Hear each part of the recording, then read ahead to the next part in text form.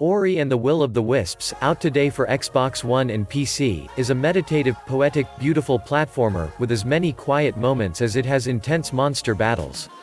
It's also brutally difficult.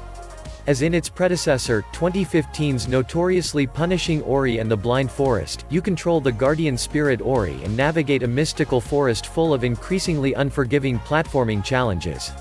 This time around, combat is given a bigger role. You're even provided a Zelda-like arsenal including a sword, a bow, and a boomerang. Still, enemies can pose a serious challenge. One wrong move and Ori will blink out of existence in a heartbreaking flash. When you first boot up Ori and the Will of the Wisps, even if this isn't something you'd normally do, you might want to consider playing on easy mode. In Will of the Wisps, the difficulty setting only alters how much damage you dish out and how much you take. The physical platforming is unaffected, besides the fact that environmental hazards will inflict more or less damage. So choosing a difficulty setting is largely a choice about how tough you want combat to be.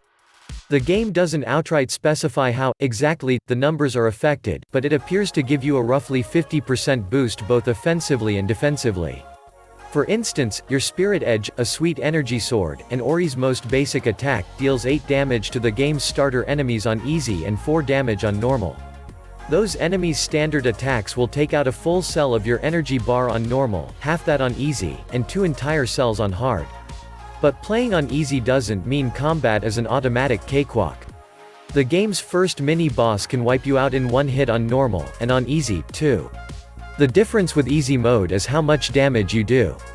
Each hit on easy takes away a significant chunk of its health bar, whereas on normal, you'll need to carefully chip away at the beast. You can't switch difficulty in the middle of a game. Once you choose a setting at the start, you're stuck with it for the remainder of your playthrough. It's the classic difficulty setting conundrum. At the beginning of a game, before you have any experience with it, you're asked to make a fundamental choice that will change the whole game.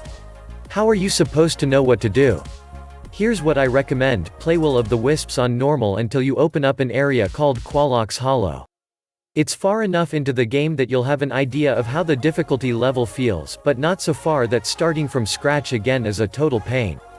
It took me about 90 minutes to reach Colossus Hollow, but I'm a painfully methodical player when it comes to games like this. You'll probably get there faster. If you make it to Colossus Hollow without dying much at all, you're probably fine sticking with normal or even bumping it up to hard. Conversely, if you're getting wiped constantly, guilty as charged, you might want to turn things down. Or, hey, here's a fun fact about video games that not everyone knows: you can play games however you want. Playing Ori on easy allows you to laser focus on the traversal, one of the game's true pleasures, without having to fret too much about slipping up in a fight. Additionally, any players who want to juggle multiple save files and experiment with difficulty settings should know that you can skip the prologue chapter. Doing so shaves a good 15 minutes off the start of any new playthrough.